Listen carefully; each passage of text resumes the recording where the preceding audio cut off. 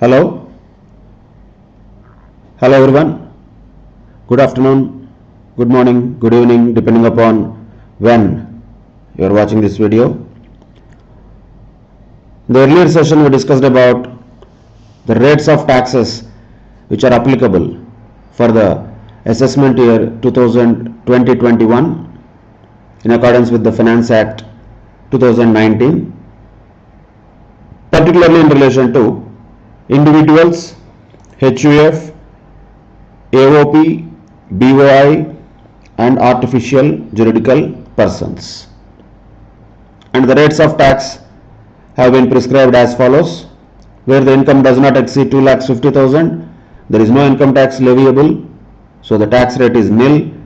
Where the income exceeds 2,50,000 but does not exceed 5 lakhs, that means the income is somewhere in between 2,50,000 but not more than 5 lakhs. In that case, it is 5% of the income by which the total income exceeds 2,50,000. Simply, this can be understood like this: 5% of income minus 2,50,000.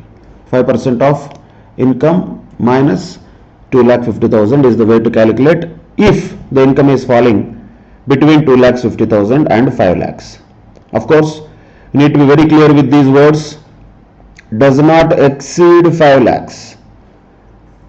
For example, if the income is exactly 5 lakhs, that also means it is not exceeding 5 lakhs. But here, does not exceed 2,50,000 means even if the income is exactly 2,50,000, the tax rate applicable is still nil. So here this one starts from 2,50,001 rupee till 5 lakhs, like that.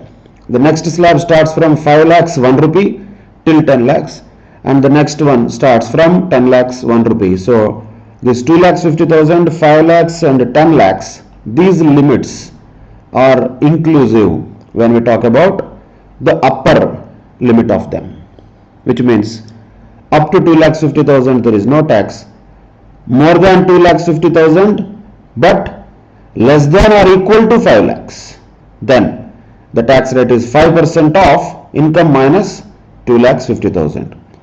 What if the income is more than 5 lakhs but does not exceed 10 lakhs? In other words, greater than 5 lakhs but less than or equal to 10 lakhs. In that case, the calculation is like this, as you would have observed in the practice when you did it on the assignment. So simply we can calculate like this. In this case, 20% of whatever the income is minus 5 lakhs plus 12,500.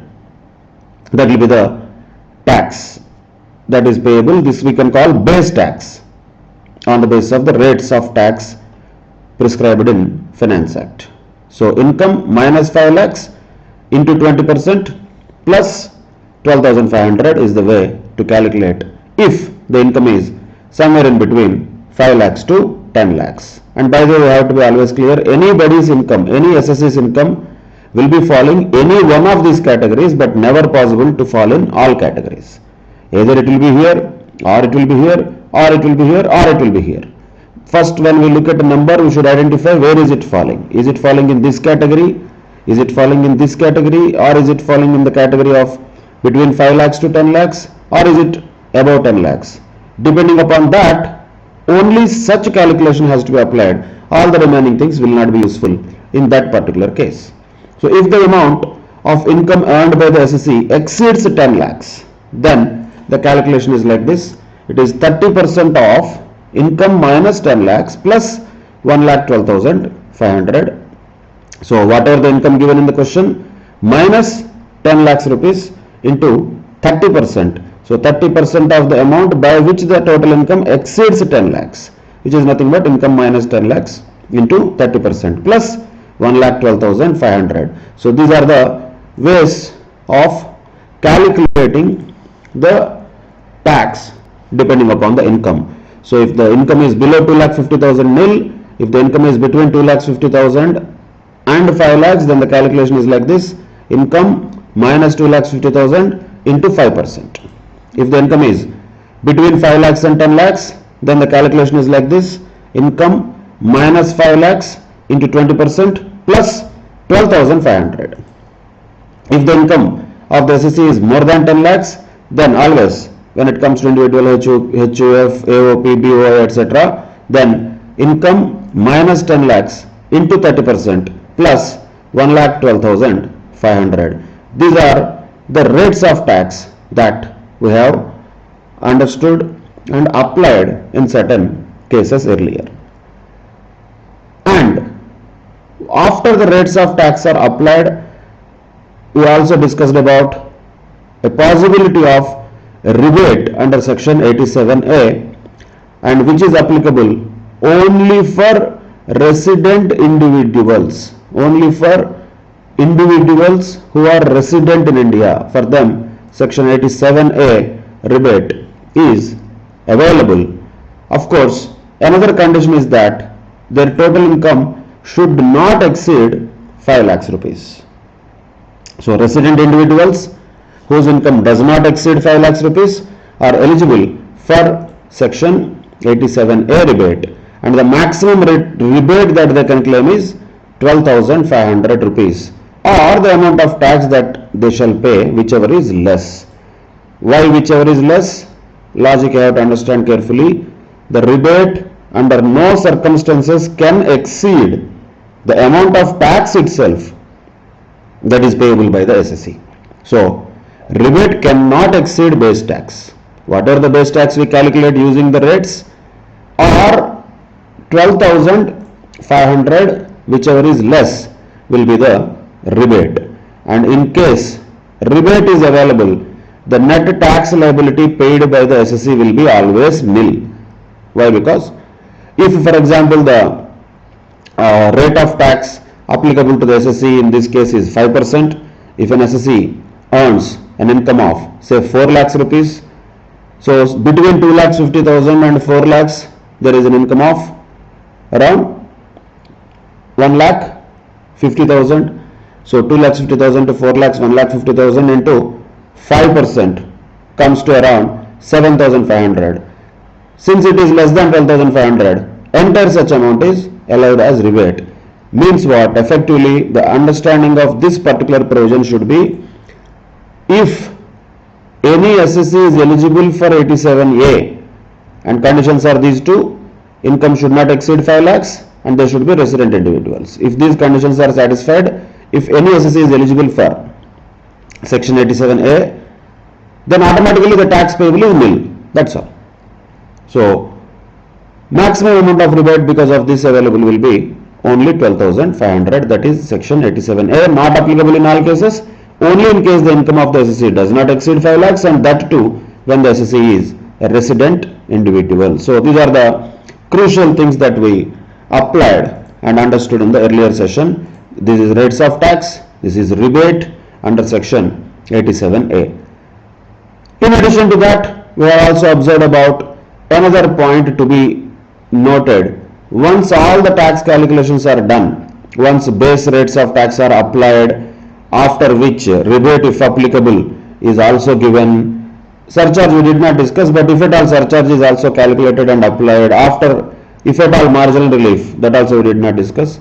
If it is also available, given, after doing all these steps, at the penultimate step we have to add health and education cess of 4%.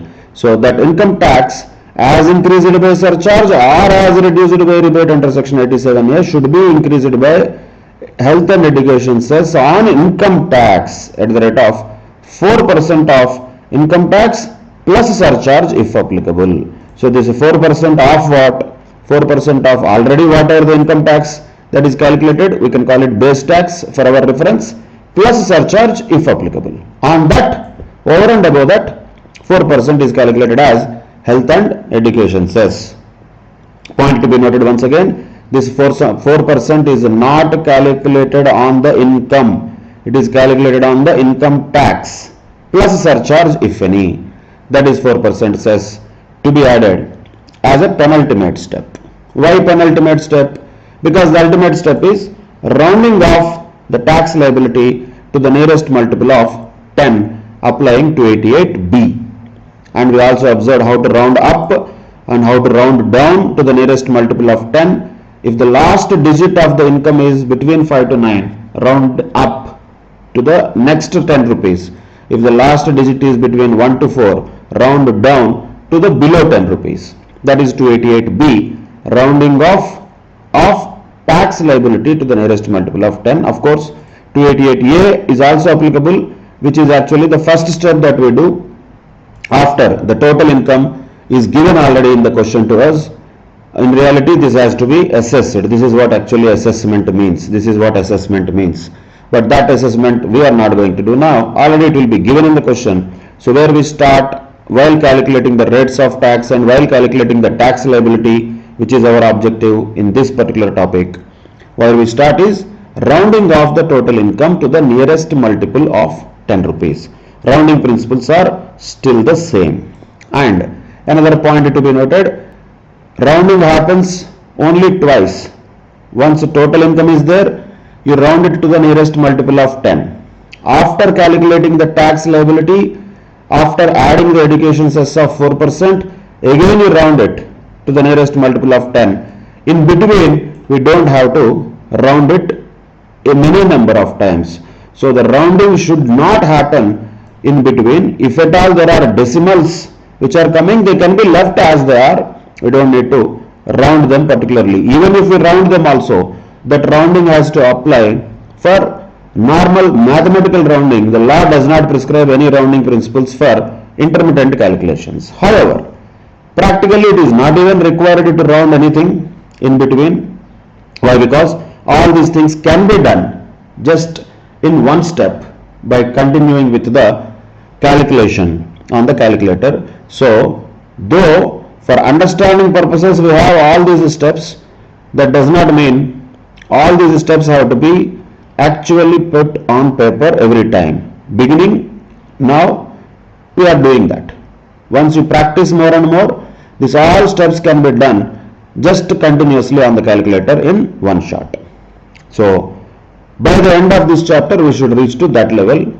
Once we reach to that level, this intermittent rounding question will not arise. That will be sorted out later. But as of now, focus should be on what are the rates of tax. You should remember these things very well. And if you want to remember them like a formula also, there is no problem. But ultimately you have to remember them. These are the formula you can say for computation of base tax. After computing the base tax, if rebate is applicable or not, you have to check according to the conditions. Cess is always applicable, no exception for cess at all. Always cess is there, will be there. You cannot say forgot to add cess and all. It has to be added before finding out the final income tax liability of the SSE. So cess is not something exceptional. Cess is always there, irrespective of the type of SSE, irrespective of the tax liability of the SSE, and irrespective of any other provisions. Cess is always there at the rate of 4%. So that is a common point which should be always remembered and done. So you just calculate and stop the calculation of tax only by using base tax. That will not give the correct answer. Cess of 4% has to be added. Then only what the answer is resultant will be called as correct answer. So these are the things that we discussed yesterday. And of course, we have also understood that the rates of tax that we are using here are the ones which have been prescribed in Finance Act.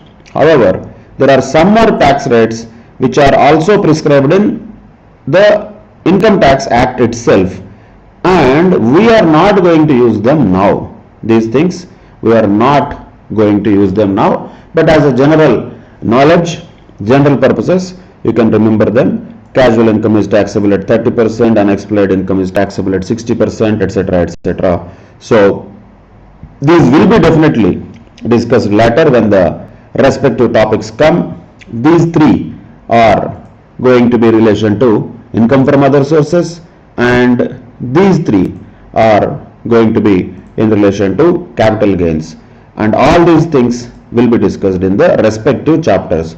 Right now what we are doing is the rates of tax as specified by the Finance Act of that year. For us it is 2019 Finance Act. For us assessment year is 2020-21.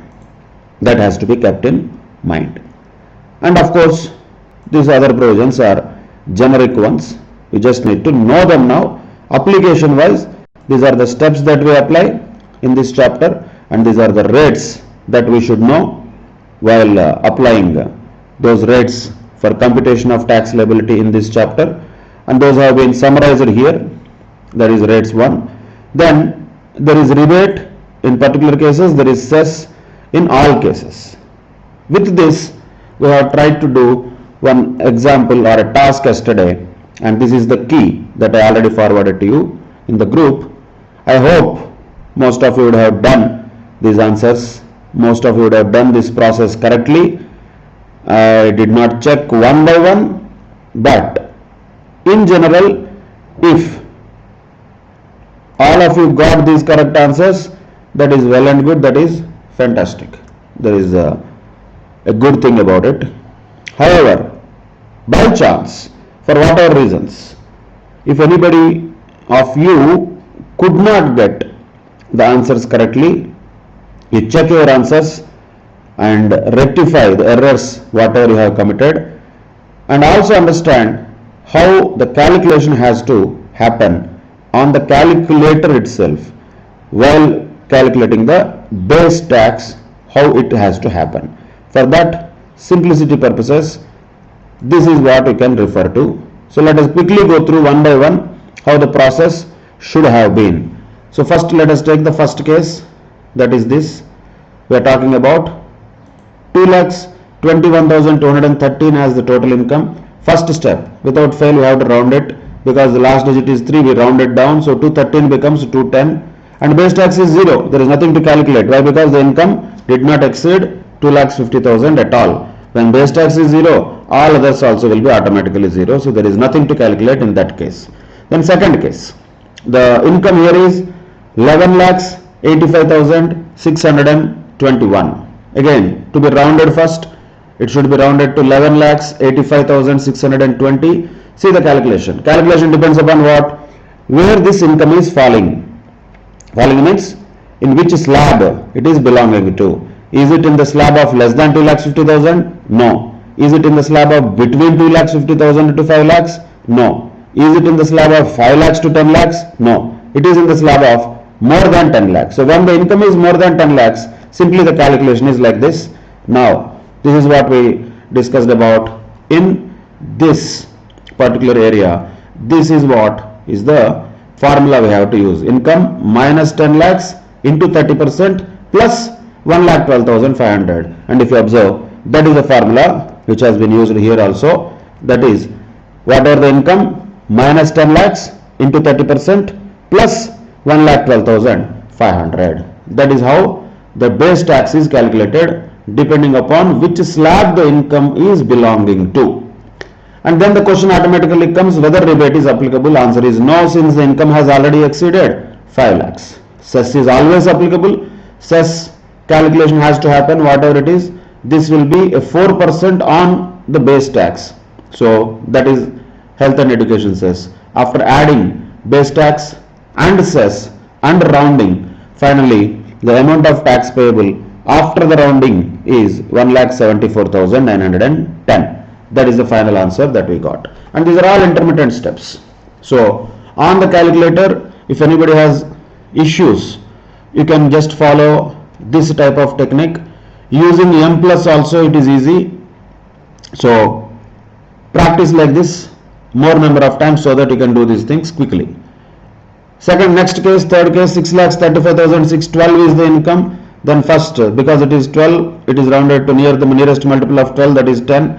Then the calculation is like this. Since this is belonging to which slab? Income is between 5 lakhs to 10 lakhs. So it is 20% slab. So 20% slab means the calculation is income minus 5 lakhs, this one.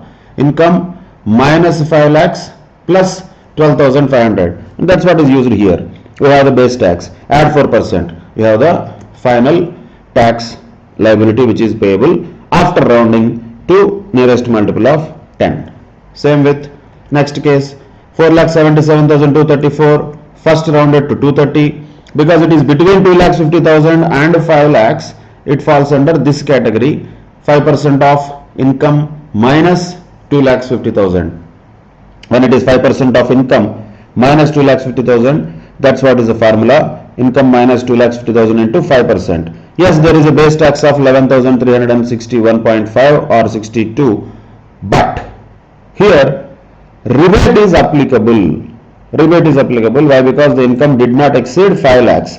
How much rebate is applicable? Either the tax or 12,500, whichever is lower. Which is lower here? Tax is lower here. So 11,361.5, whatever the tax is calculated, that is available as rebate, means nothing is payable as tax finally. So once there is no tax payable, cess also will be 0. There is no cess that is payable in this case, no tax that is payable in this case also. That is the another scenario. Same with all others also. So this is what, 21,32,067 rounded to 21,32,070 rounded up, and this is more than 10 lakhs. So what is the formula? Here this is income minus 10 lakhs into 30% plus 1,12,500. The formula of the second case and formula of the fifth case, formula is same, only incomes have changed. So automatically whatever the base tax is, adding 4% to that, we will get final tax payable of 4,70,210. Next case also similar, 41,28,360. Since it is already rounded, there is no need to round it separately. Formula is still the same, since the income exceeded 10 lakhs. Income minus 10 lakhs into 30% plus 1,12,500, add 4%, then you have final tax payable after rounding. Then income is here 2,42,916, that will be rounded to 2,42,920, and no tax is payable in all these cases. Why? Because the income did not exceed 2,50,000 itself. So no tax is payable by such SSC. Next case, 9,12,528, first rounded to 9,12,530. Then since the income is between 5 lakhs to 10 lakhs, what is the formula to be used? Income minus 5 lakhs into 20% plus 12,500. That is the base tax. Add 4%. You get final tax that is payable. Same with another one. This is also in the same category. Income is between 5 lakhs to 10 lakhs. First to be rounded, then applying the same formula. Income minus 5 lakhs into 10% plus 12,500. You get base tax. Then add 4%. You get the final tax liability and round it to the nearest multiple of 10. Last one, 15 lakhs 2,135 will become 15 lakhs 2,140. Since it is more than 10 lakhs, the formula is income minus 10 lakhs into 30% plus 1,12,500. That gives base tax. Then add 4% cess. Then you get the final income tax payable after rounding of 2,73,670. So the final answers for this particular assignment is this: 0, 1,74,910, 41,210, 0, 4,70,210, 10,93,050, 0, 98,810, 65,380, 2,73,670. These are the final answers. Check with your answers and then find out where your calculations went wrong. And also practice these things maybe more number of times, even if your answers are correct, so that you can improve the speed. Speed is also equally important like accuracy, but accuracy first preference while learning. Speed will not come immediately. Speed will only come with practice. So first thing first, we have to learn properly how to calculate tax. Then the speed will definitely be added when you practice it again and again. So do that practice and try to improve the speed also using calculator in one shot. Whatever the income is, directly by looking at that income, you start on the calculator with the rounding step. Then you use the formula directly, whatever the income that you have pressed on the calculator. Let us say 11,85,620. you press down calculator, minus 10 lakhs, remaining thing will be there displayed on the calculator, multiply with 30%, or you can multiply with 0.3 for easy purposes, because 30% sometimes some calculators behave weird. So say multiply with 0.3, you will get a number. Add, in this case, 1,12,500. Automatically you get base tax in the calculator. M plus, then into 4%, you get cess. M plus that also, you get final tax payable. Then round it according to the rounding principle of 288B.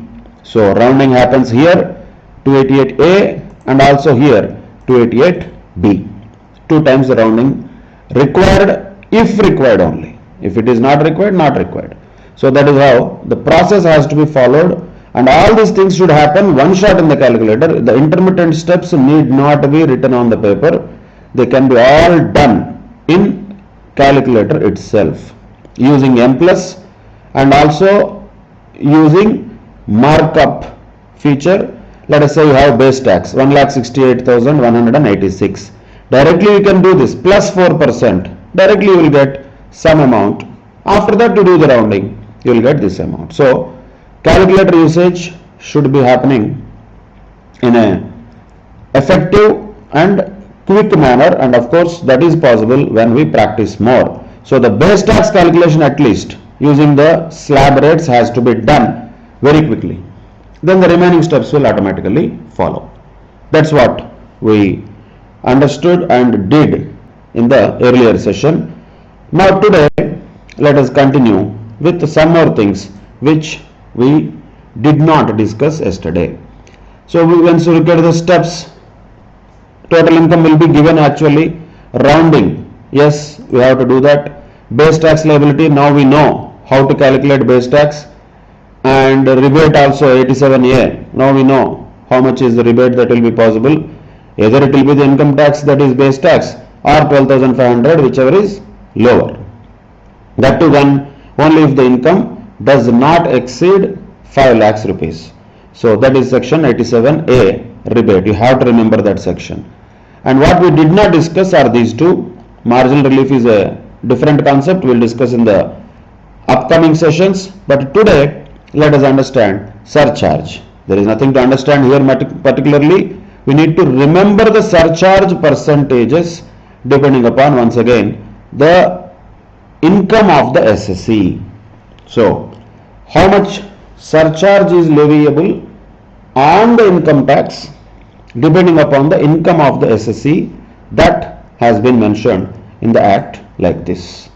So now this is what you should remember very clearly. So remember this one. Surcharge is what? It is an additional tax payable over and above the income tax, and surcharge is levied as a percentage of income tax. Once again, point to note here. Is surcharge calculated as a percentage of income? No. Income tax is calculated as a percentage of income. Surcharge is not calculated as a percentage of income. It is calculated as a percentage of tax. In other words, base tax for our understanding. So once we calculate the base tax using the tax rates, whatever we get, on that, over and above that, these surcharge percentages have to be applied. Of course, the percentages of surcharge are now what we are talking about are applicable to same people we talked about earlier. Who are those? Those are same category of people: individual, HUF, AOP, BOI, artificial juridical person. For all of them, these are the surcharge rates which are applicable. Remember them very carefully. These have to be also kept in mind. There is nothing to understand in this. There is a memory that is required here. Now look at the cases. If the income of the SSE is more than 50 lakhs but less than or equal to 1 crore, how much is the surcharge? 10%. 10% of what? That is important. People do this mistake. 10% of income they will do. No. 10% of income is wrong. 10% of income tax is the surcharge percentage.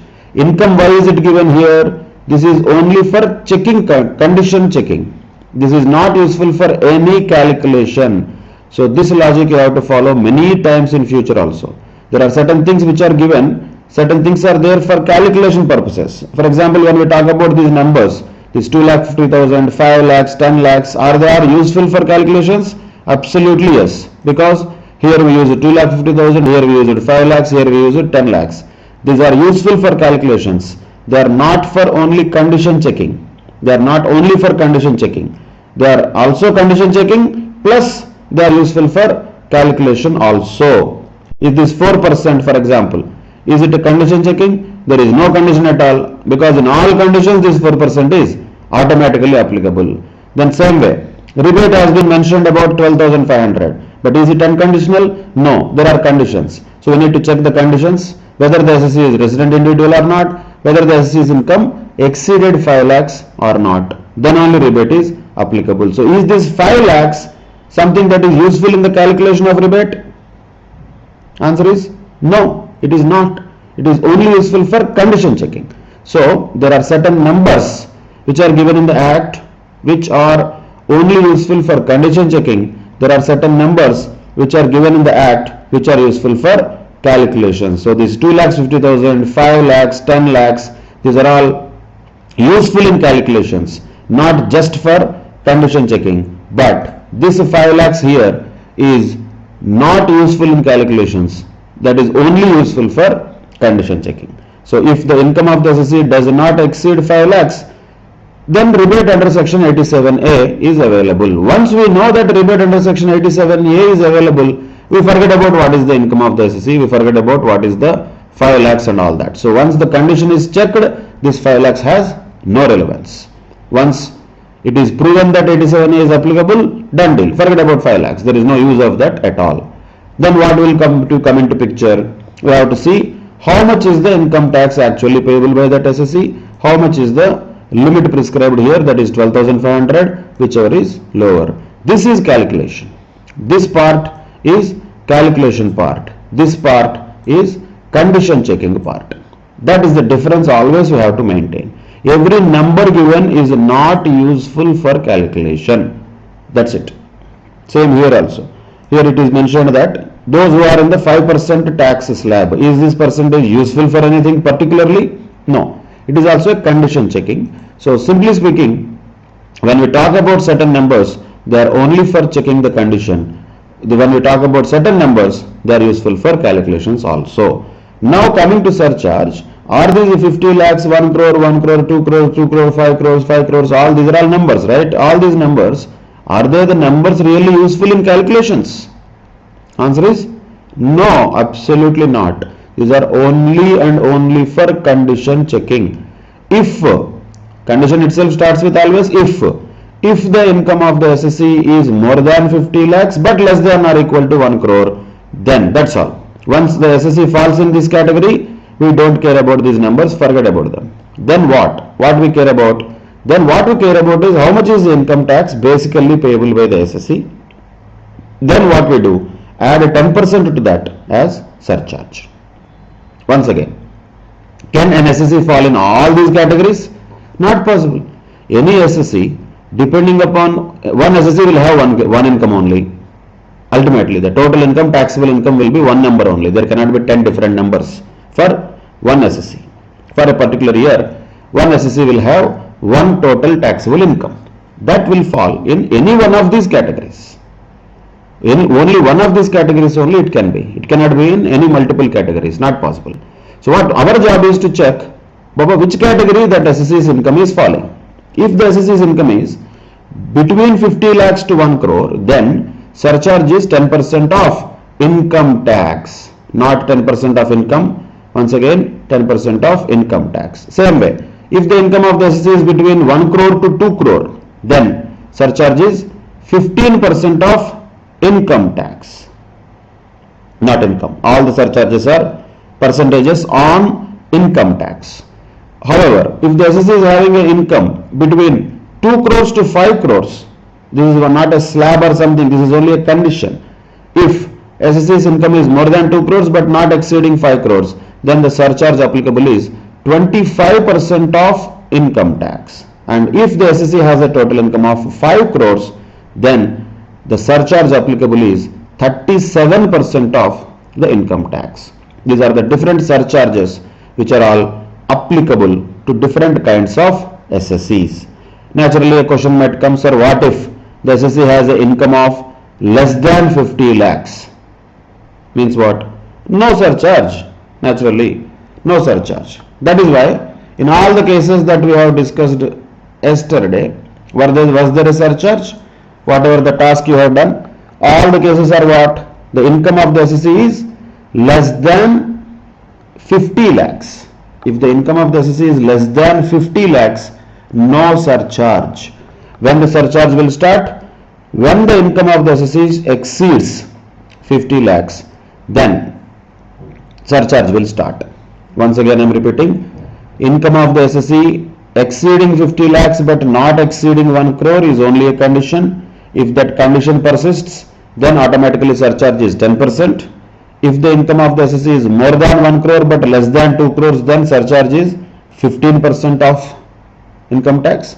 If the income of the SSE is more than 2 crores but less than or equal to 5 crores, then surcharge is 25% of income tax. If the income of the SSE is more than 5 crores, then the surcharge is 37% of income tax. Now let us just apply these surcharge provisions, particularly under certain circumstances. And before that, let us be clear on certain things. If surcharge is applicable, is there a possibility of rebate at all? Are these two things possible in one case? Just impossible. Why? Because these two are mutually exclusive. If surcharge is applicable, means the SSE has an income of definitely more than 50 lakhs. And rebate is only available for such SSE who has an income of not exceeding 5 lakhs. No way that these two things, surcharge and rebate, will be applicable for same person. That is impossible. Then another question comes, what about cess? There should not be such question about cess. Already we discussed it very clearly. Cess is applicable in all cases. All means all, no exception. What if, 100 what ifs also. Always answer is yes, yes, yes. Cess is always applicable. There is no exception to this. There is no particular thing to which the education and health and education cess of 4% is applicable. It is always applicable, irrespective of the nature of the SSE, irrespective of the income of the SSE, irrespective of the income tax liability of the SSE, except when that income tax liability is zero. That is the only case where cess is not applicable, because 4% of 0 is 0. Other than that, normally cess is something that should be always calculated. But now what we should know is how this 4% has to be calculated. Not just on the base tax. It should be calculated on base tax plus surcharge if applicable. So, while calculating the final tax liability, now the steps will be like this. Now we are not talking about rebate because these two are not possible to be there in one case. Now we are talking about such situations where surcharge is applicable. Surcharge is applicable only when if the income of the SSE is more than 50 lakhs or 50 lakhs or more, surcharge is definitely applicable. But how much surcharge is applicable depends upon what is the income of the SSE. So depending upon this, the surcharge has to be calculated. Remember these rates very well. Nobody is going to give you these rates in the examination. Memory is a very crucial component in income tax learning and examination also. So keep that in mind. You have to remember how much is the surcharge rates applicable for different types of SSEs having different incomes. That is the surcharge rates for whom? AOP, BOI, artificial juridical person, HEF and individual. For them these are surcharge rates applicable. So let us take some examples here. Let us say there is an SSE, one guy who has an income of, let us say, 56 lakhs 75,000. An SSE is having an income of 56 lakhs 75,000. That is the income of the SSE, 56 lakhs 75,000. Now calculate base tax first.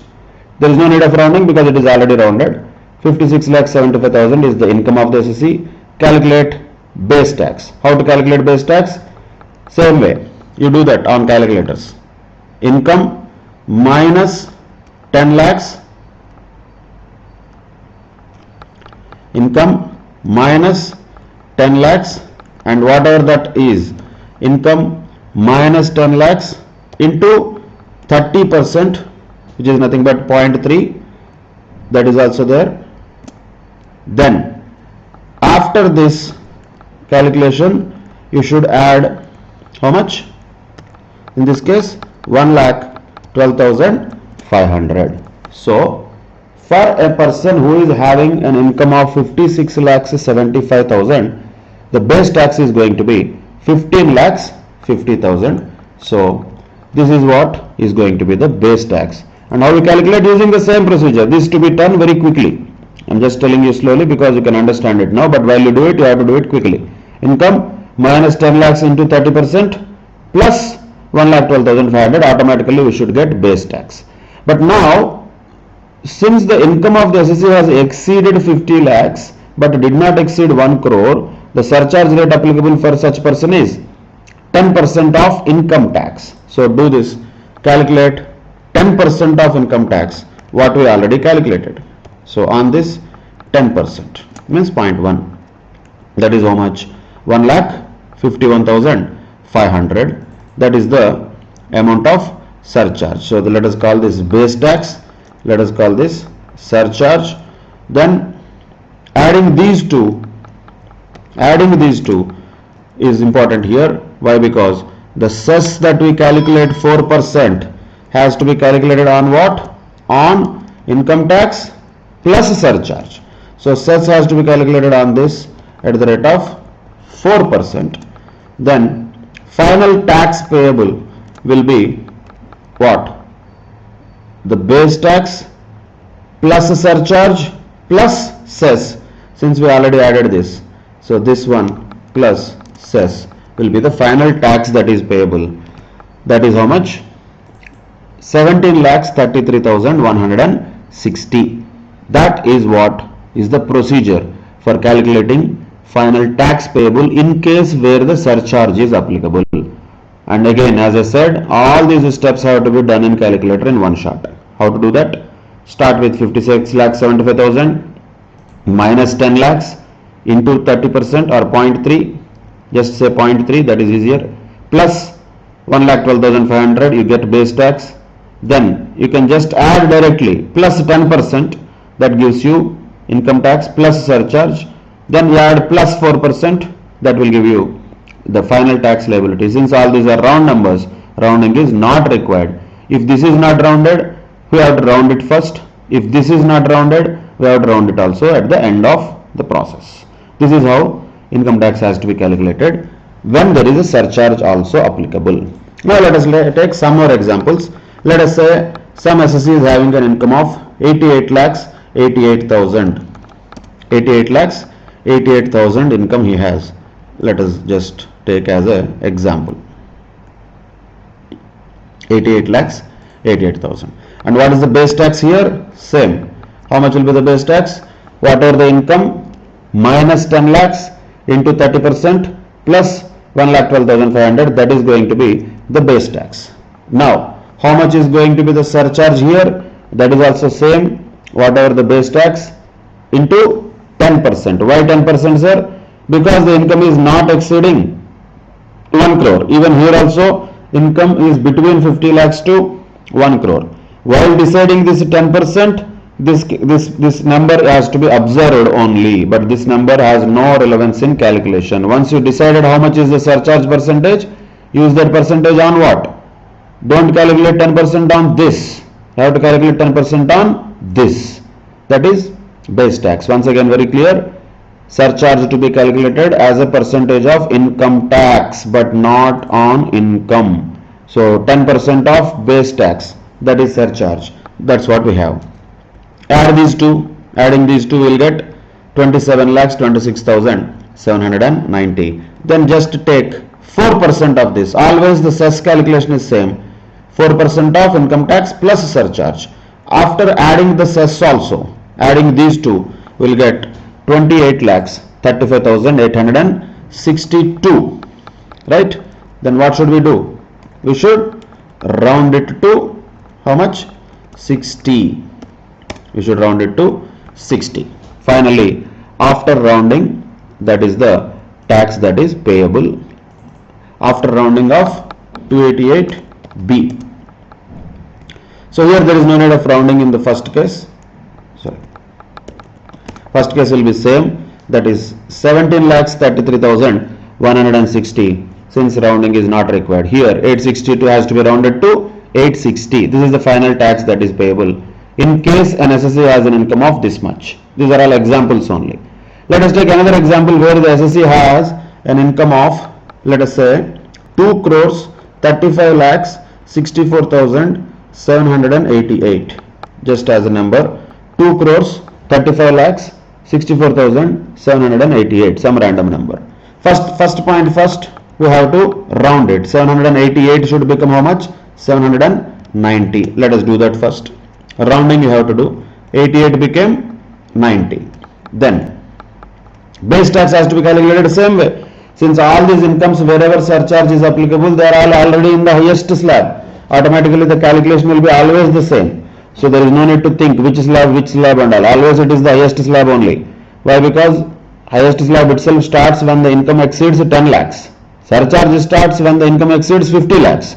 Naturally, wherever surcharge is there, automatically income is always more than 10 lakhs. So the calculation is same. Income minus 10 lakhs into 0.3 plus 1,12,500. Simply directly one shot calculation we can do. That is base tax. Then surcharge here has to be calculated carefully. How much is the surcharge in this case? Then you have to check where the income is falling in between. What is the income here? Income is more than 2 crores but less than 5 crores, isn't it? But because the income is 2 crores 35 lakhs 64,790. So it is in this third category. More than 2 crores but less than 5 crores. So how much is the surcharge in that case? It is not 10%. It should be 25% or 0.25. That much surcharge is payable. Of course, once we add these two, the amount of tax after adding surcharge will be 86 lakhs 2,421. Then cess calculation is always the same. 4% of what? 4% of base tax plus surcharge. That is 4% of 86 lakhs 2,421. Then we have the tax liability before rounding like this. Once you round it, how much it will be? The 18 will become 20. That's all. What is the final answer? This is 89 lakhs 46,520. That much tax has to be paid by one SSE who has a income of 2 crores 35 lakhs 64,790. How much tax is supposed to be paid is 89 lakhs 46,520. That is the final tax payable. Let us take one more example quickly. Say another SSE has an income of 1 crore 45 lakhs 67,389. Just for example, 1 crore 45 lakhs 67,389. What is the first job? 89 should become 90. Then how to calculate base tax? Same way. Income minus 10 lakhs into 0.3 plus 1,12,500. Now surcharge. How much is the surcharge percentage here? Once again you have to be always clear. You cannot refer to this always. You have to remember them. This table you have to remember them. If the income is between 1 crore to 2 crores, which is the case here, because the income is 1 crore 45 lakhs something, it is between 1 crore to 2 crores. What is the rate of surcharge? 15%. So you have to apply that surcharge rate 15% on the base tax. Then this is the amount of surcharge. Add those two, add 4%. What you will get is 5002,530. That is the final tax liability of the SSE. Since it is already rounded, there is no need to particularly round it. Though if there are decimals, that has to be rounded to the nearest multiple of 10 only. So final tax liability in this case for the SSE is 50 lakhs. Is it 50 lakhs? Yeah, 50 lakhs 2,530. 50 lakhs 2530. That is the tax liability that is to be paid by the SSE.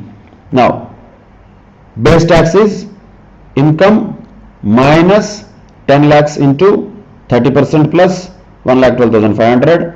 Surcharge in this case is applicable as 15% since the income is between 1 crore to 2 crores.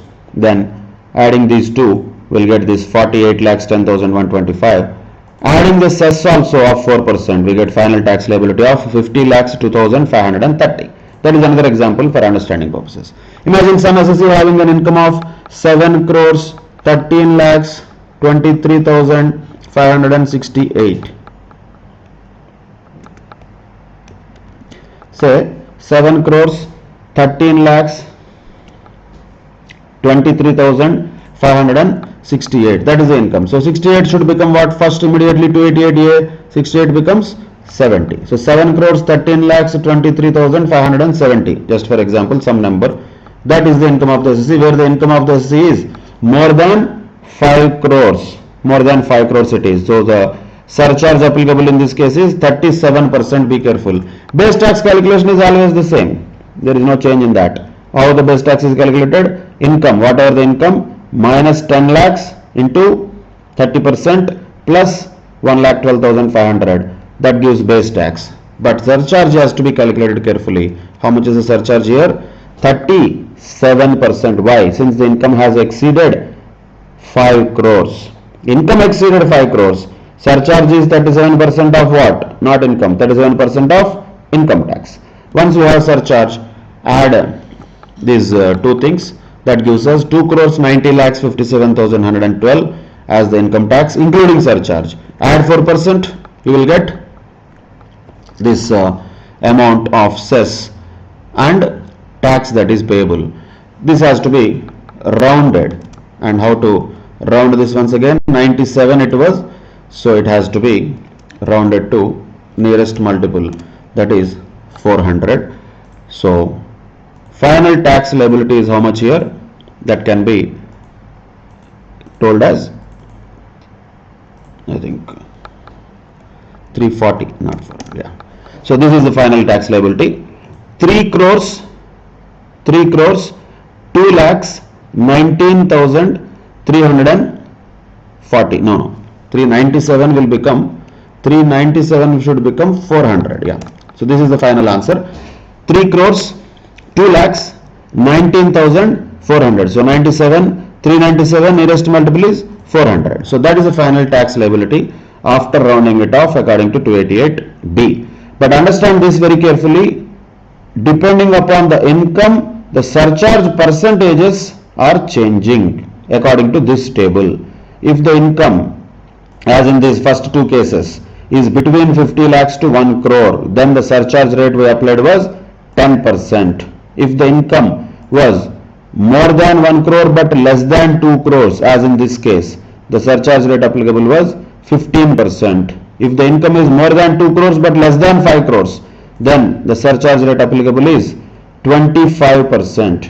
If the income is more than 5 crores, then the surcharge rate applicable is 37%. And once we add surcharge to the basic tax and add 4% on the total of that, then we get the final tax liability. After rounding, these are the final amounts that are payable by the SSE as tax. This we can call the tax liability of the SSE after considering surcharge also, since in these cases surcharge is applicable.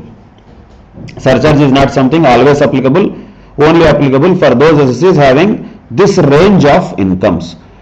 This is the law. If you just identify why this surcharge is there, as we can easily understand, income tax itself is a kind of Robin Hood tax. What is the purpose of income tax? The nature of it is progressive. Means the rich has to be taxed and that has to be distributed to poor. Distribution of poor is none of our hands. Of course, the government will decide in the budgets. But collection of tax, rates of tax, when the government tells that, definitely the idea of income tax is to collect revenue from the richer people who are having higher incomes. And that is already reflected in the rates of tax. Already it is there in the rates of tax, because the people who are having lesser incomes, pay lesser income tax naturally. The people with more income will pay more income tax naturally, because the rate itself is like that. Somebody with less than 2,50,000 will not pay any tax. Practically for any individual who is a resident, even if the income is less than 5 lakhs, still he will not pay any tax. Though there is a 5% rate prescribed, still that does not matter. Why? Because rebate is there anyway. So up to 5 lakhs there is no tax. If somebody is having an income of more than 5 lakhs but less than 10 lakhs, still the rate is only 20%. If somebody is having an income of more than 10 lakhs, then the income tax rate is 30% on the excess of income over and above 10 lakhs plus the tax that was payable on the earlier slabs. So this 5%, 20%, 30% itself is progressive in nature. The higher the slab, higher the income, higher the rate of tax that is applicable. But in addition to that, for ultra rich individuals up to 50 lakhs per annum income, there is no surcharge. If an individual is earning more than 50 lakhs, should we call him middle class or something? Definitely not. Okay, whatever the name we give, the law will not give these names.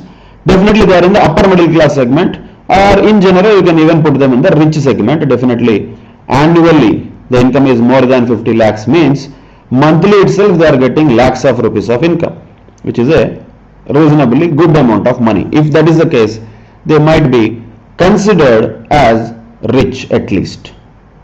Then from them, anyway, by taking 30% tax on the income in excess of 10 lakhs is already a higher burden, but in addition to that there is a surcharge of 10% also that is levied, so that they will contribute to the country more in the form of paying income tax. But of course the good news is the surcharge is not on the income, the surcharge is only on the income tax. So little bit upper middle class individuals, say rich individuals, richer individuals, ultra rich, super rich individuals will pay higher and higher amounts of surcharge. And if you observe, that is the reason why the surcharge rates are also progressive. Progressive rates are there here also. For somebody like, for example, Mukesh Ambani will definitely have his income annually more than 5 crores, and there is no doubt in that. It will be running into hundreds of crores. For him also best tax calculation is same. Whatever his income is, whatever number of zeros there are, we don't care. Minus 10 lakhs is same, into 30% is same, plus 1,12,500 is same. This will not change. But what will definitely change? He will be subjected to a surcharge of 37% on the income tax that he has to pay. And cess, of course, 4% is applicable for everybody. So for ultra rich and rich individuals, there is a additional amount of surcharge that has been levied by this Annual Finance Act of 2019. And by the way, don't think that these are the same things which are applicable every year. No, I am always repeating the same thing, but still it is important to note while learning taxation. In taxation, particularly, for that matter in general, for any law, when the law says something, our thought has to restrict to that only, not to beyond that. If the law says these are the surcharge rates for the assessment year 2020-21, that's all. Only then, what are the rates now? Today, is there any change in that? Recently, Madam Ji presented the budget. Now, what happened to these rates? That is general knowledge. That has nothing to do with learning of income tax. So don't enter into too much of details when it comes to reality now. What matters to us is, okay, for our purpose, because our assessment year for exam purposes is 2021. For our purpose, what are the surcharge rates? That's all. That's what we should be 100% clear about, thorough about. Now what are these rates? Is there any change in them recently? Is there any breaking news coming up? Those things we may be interested but not going to be useful at all for learning process, but that will be only purely general knowledge purposes. So the point is, this is one case of income tax where not being up to date also is important. In all cases, up to date if you are, too much up to date is not important here. How much up to date you have to be according to the requirements of ICAI, we have to be up to date, not according to our whims and fancies. So that is one of the controls we should always keep on the journey of learning income tax. So these are the rates applicable, that's all, dot. There is no other things. Of course, in the recent past, there have been some changes. We don't need to even look at them. Don't even try to know them. That will mess up the memory. That is a problem. So when you are required to have some memory, you should have the correct one, correct information in your memory. This is the correct information you are going to apply. So remember this table very much. How much surcharges are there? Surcharges are like this: 10%, 15%, 25% and 37%. Incomes are like that: between 50 lakhs to 1 crore, between 1 to 2 crores, between 2 to 5 crores and above 5 crores. These are the surcharges applicable in case of rich, ultra rich individuals, and other things also like HUF, AOP, BOI, artificial juridical person, all those things also same surcharges are applicable. So the rates of tax that we discussed as well as surcharges that we discussed, these are all applicable for all this bunch of people: individual, HUF, AOP, BOI, artificial juridical person. Though our focus is generally mostly on individual, but we should be aware that these are the rates applicable for everybody mentioned here. However, rebate is not applicable for everybody. Rebate is applicable only to whom? Individual only. That too, what type of individual? Not any individual. Individual who is resident in India. Now some of you thinking, what is resident in India? Yes, we will come to that. That chapter is called residential status, which is the next chapter. Before knowing that, we will not come to know what is resident, what is non-resident. We may know the names. We don't need to know the meaning of them now.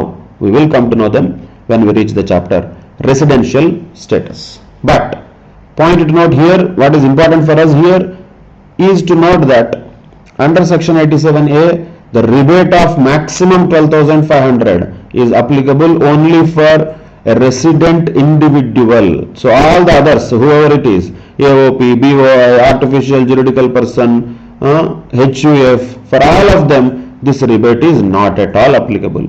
But surcharge is applicable for all of them. Understand that very clearly and remember this very clearly. So these are some of the examples of applying the surcharge in different cases of individuals, HUF, AOP, BOI, etc. These are the ways of applying. So now, if you observe and go back to the steps, total income though will be given in the question. Do we know how to do the rounding off? Yes, that should be very simple.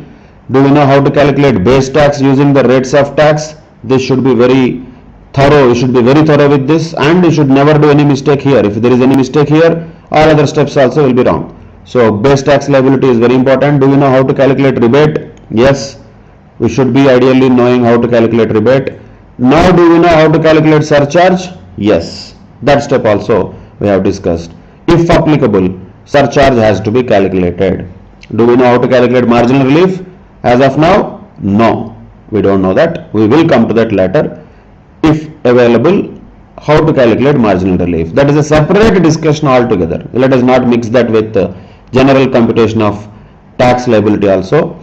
Basically, for our general understanding, we can conclude that for calculation of tax liability under normal circumstances, for many cases that we are going to use in the income tax learning in future, we know already how to calculate that. We are not going to be exactly having situations of marginal relief in problems when we solve in the future. However, does it mean we leave this topic? No.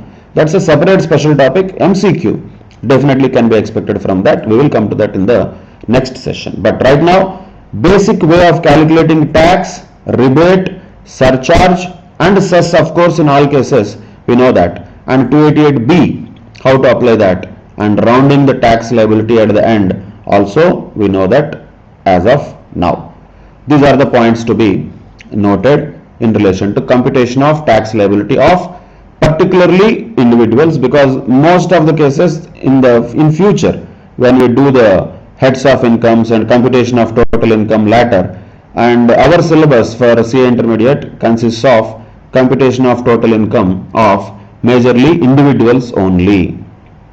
But tax liability calculation can be asked of anybody, because this is once again an MCQ type question. It not necessarily be a big question. All these things are just 1 mark contributions. But another point to be noted here, lot of times some people will take these rates of tax lightly. Sometimes, what is the contribution of this? chapter, because some people are so calculative in their methodology of learning that everything they want to know how much it will contribute to the final cause. Okay, let us say overall 60 marks income tax paper, how much rates of tax will contribute? Maybe 1 mark or maximum 2 marks. So some people may think, what happens if this 1 or 2 marks is not there in the 60 marks? If that is the attitude, it is going to be very dangerous. Why? Because every chapter, every topic will have its own contribution in the final result, and the major difference between a successful CA student and a person who does not qualify examinations in chartered accountancy will be those who give respect to the marks, whether it is 1 mark or half mark or even 2 marks. Small number of marks have to be respected. If there is a reluctance there, if there is a casual mentality there, that definitely costs in the main examination while the total comes out and the result comes out. So be very careful. Irrespective of the number of marks a topic contributes, every topic is important. Even if it contributes 1 mark also, that is a huge number. Like that we should feel. We should not feel light about 1 mark kya hota. No, that is not the attitude with which these examinations can be approached. That is one point. Second point, this rates of tax may be having an addition of 1 mark only. However, if it is not learned properly, it may have reduced the number of marks in overall, because in any question this can be asked. Imagine if, let us say, 2-3 questions in the examination, one question related to capital gains, one question related to say salaries, another question related to income from other sources, or maybe a comprehensive question on all heads of income, has this also calculate tax liability, also calculate tax liability. This can be added anywhere. In that case, that may be just a working note in a bigger question. The original question may be, let us say, 6 to 8 marks, but this also calculate tax liability will carry its own marks, say another 1 mark. So there, that 1 mark may not be just 1 for the entire paper. That may add to 2, 3, 4, 5 marks if it comes to the entire paper. But we may not be able to see that as a question. There is never going to be a question on compute the rates of tax, compute the tax liability in the following cases. 4 marks question, 5 mark question is never going to come. Not going to be there like that. However, silently, indirectly, undercurrent, this chapter will contribute to your marks, because as I said earlier, the computation of tax liability is something that can be added. It can be added in any question. That is why you cannot take this chapter light. More practice is required, more thoroughness is very much required in computation of tax liability of any type of SSC, but so far what we have discussed about is particularly individuals, and though these rates are applicable for other types of SSCs also. Now let us just take this to a simple different type of SSC. As of now, what are we talking about is a normal SSC who is a individual, HUF, AOP, BOI and artificial juridical person. And we know all these steps except marginal relief. We know all the steps how to calculate tax liability. Now, there are 2 special cases here, simply speaking, where the SSC is a senior citizen and where the SSC is a super senior citizen. These words are not used in law, but we are using them for understanding purposes. Let us take this. Say an SSC is a senior citizen. Who is that? A resident individual. Very important. Whereas these rates of tax are applicable for all individual, HUF, AOP, BOI, etc. Whereas these rates of tax are applicable only resident individuals. And what is the age of them? 60 years or more, but less than 80 years.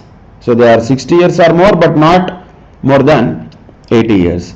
So 60 to 80 if the age of the individual is, and that to what type of individual? Resident is a very important word here. Resident individuals will get not a great job, but still some relaxation in the tax liability. How? For them, the basic exemption limit normally, which is 2,50,000, increases to 3 lakhs. That's all. Means what? Up to 3 lakhs, their tax liability is nil. Between 3 to 5 lakhs, their tax liability is 5%, that is same. So instead of taking income minus 2,50,000, for those people who are aged between 60 to 80 years, what we will take? Income minus 3 lakhs instead of 2,50,000. Rate is same, rate is 5%. Don't worry about rates, rates are going to be same. So for them it is the income tax payable if the income exceeds 3 lakhs but does not exceed 5 lakhs. What if the income exceeds 5 lakhs? Other slab is same but does not exceed 10 lakhs.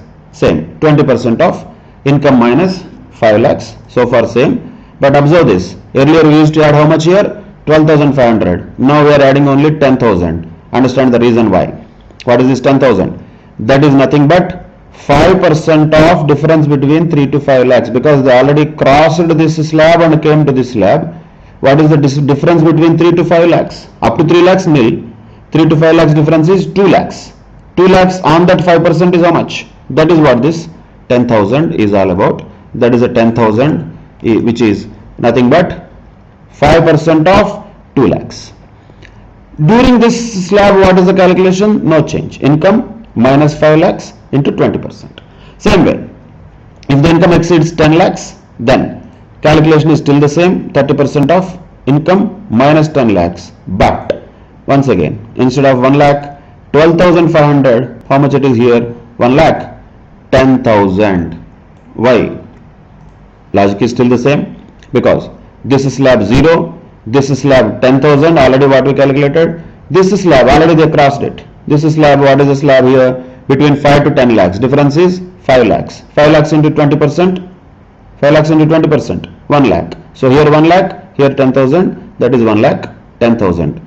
Plus 30% of the income which exceeds 10 lakhs. So income minus 10 lakhs into 30% plus 1 lakh 10,000 in case of senior citizens who are age 60 to 80 years, but these are applicable only for resident individuals. Be very clear on this condition. For them only this little bit of relaxation is given. If you observe in general, what is the maximum benefit they get? Around 2,500 rupees. Okay, small, big, we don't have to judge that. That is what the law is giving them, little bit benefit. Why, sir? Because these are old people. Some benefit has to be given to them. So that is like a compassionate grounds. Government has given a little bit of lesser rates of tax for them. Rates are same, but what they have simply done, increased the basic exemption limit from 2,50,000 to 3 lakhs. That has changed all these calculations. Rates are not changed. It is the same 5% in this slab, same 20%, same 30%. So rates are same, but basic exemption limit has definitely changed. That is about senior citizens we can call. Then we can say super senior citizens or whatever the name we give, but basically who are these people? Resident individuals of the age 80 years or more. 80 years or more at any time during the previous year. So don't ask me, अरे इतना बुड्ढे लोग कैसे इतना पैसा कमाते हैं? That is none of our business. There will be people who get income irrespective of whether they do any work or not.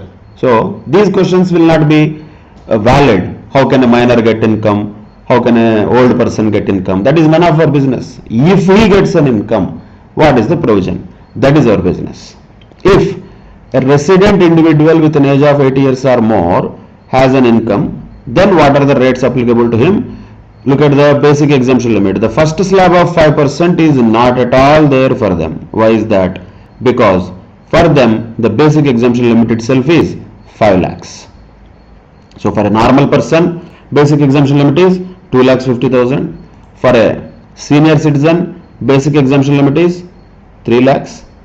For a super senior citizen, basic exemption limit is 5 lakhs, which means up to 5 lakhs anyway there is no tax for such super senior citizen.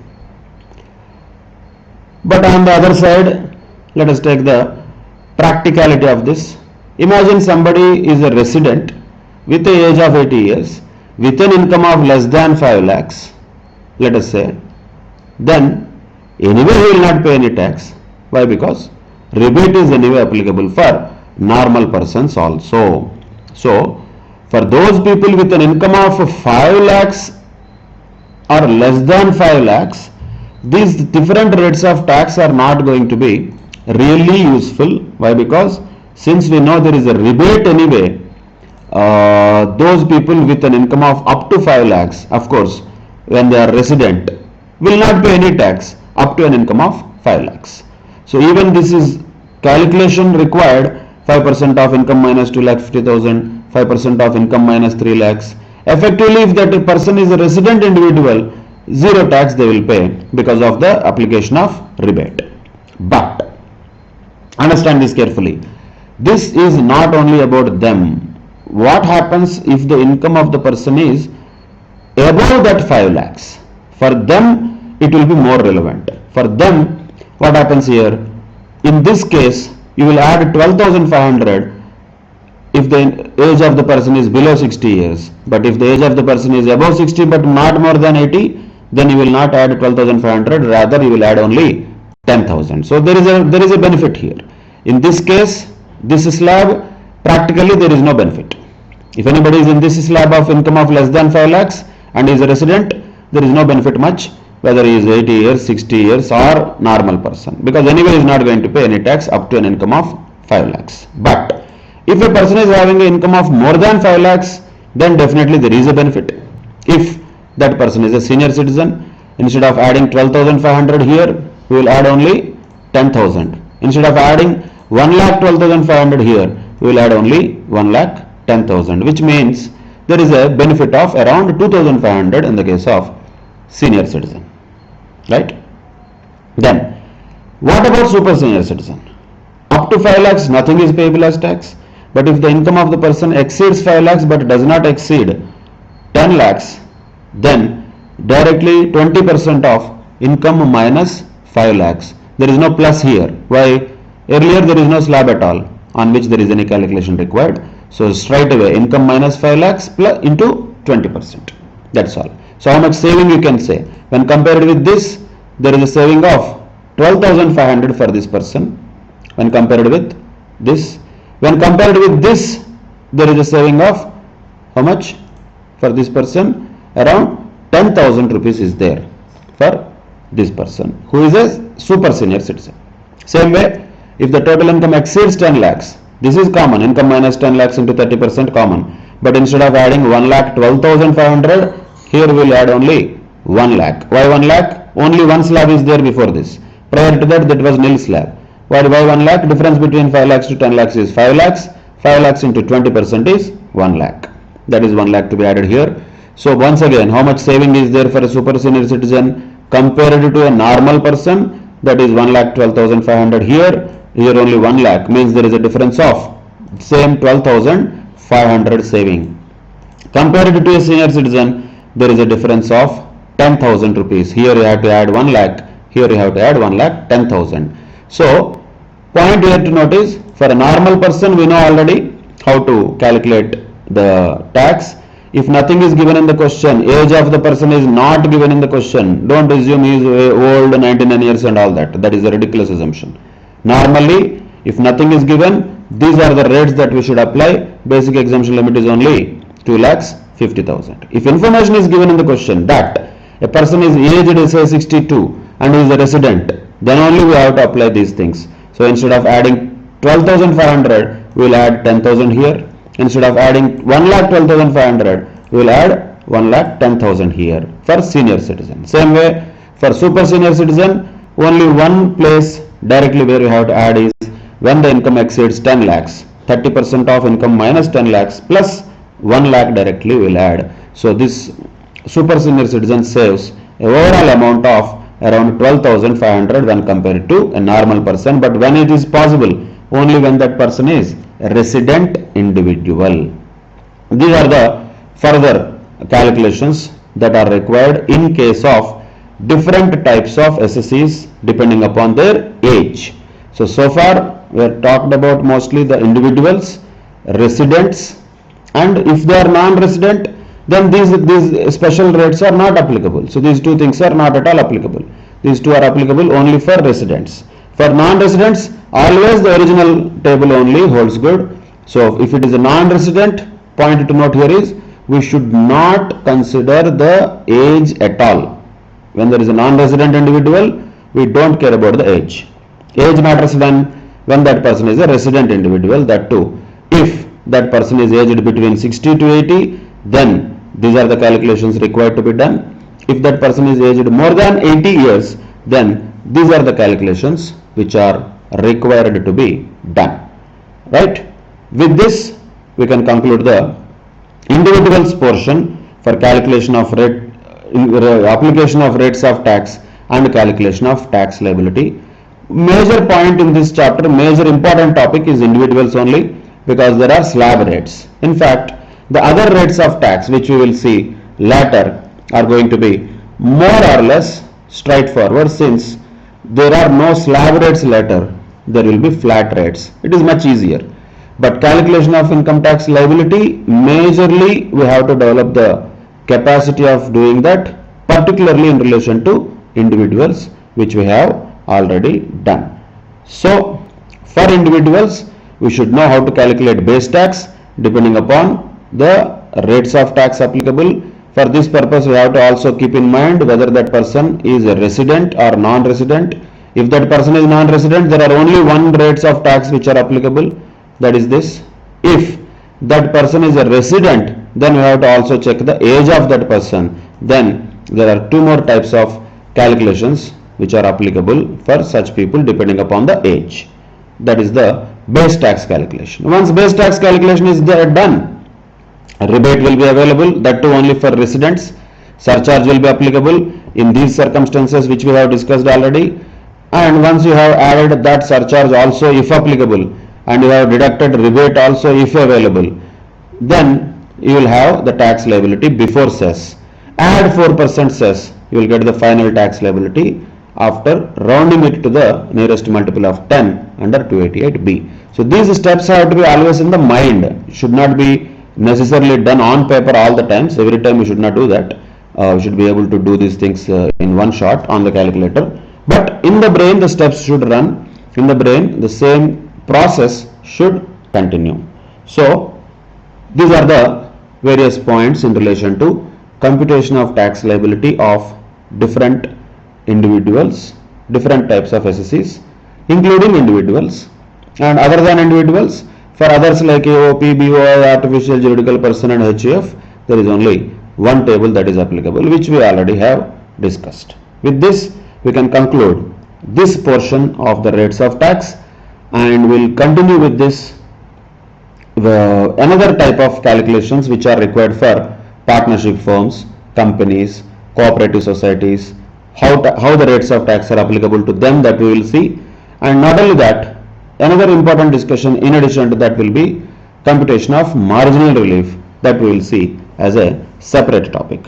But for now, the rates of tax implications and computations which are required for our general purposes in this learning of income tax are done.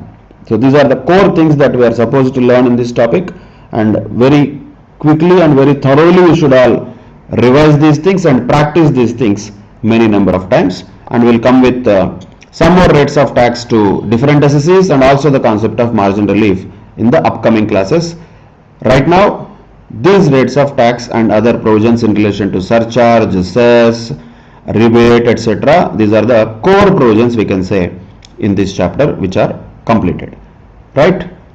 With this, we can conclude the current session, and we'll come up with some more discussion on other topics in the next session. Till then, bye bye, take care.